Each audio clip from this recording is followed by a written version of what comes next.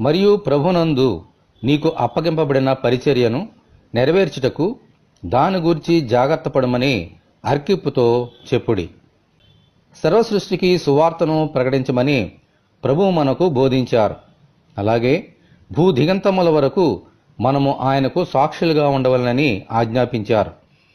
ఆయన మరణ పునరుద్ధానములను గురించి ఈ లోకమునకు ప్రచురింపవలసిన బాధ్యత మన మీద ఉన్నది. ఇది కేవలము దేవుని సేవకులకు మాత్రమే పరిమితము కాదు గాని ఆయన యందు విశ్వాసముంచు వారందరికీ చెందుతుంది.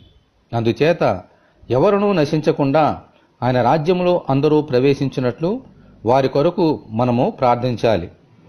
దేవుడు మనకు సమయం ఇచ్చినప్పుడు సద్వినియోగము చేసుకొని వారికి మన సాక్ష్యముల ద్వారా దేవుని వాక్యము ద్వారా సువార్తను ప్రకటించాలి. ఈ పరిచర్యలో మనము దేవుని చిత్తమును నెరవేర్చుట కొరకు అనుదినము జాగ్రత్త పడాలి.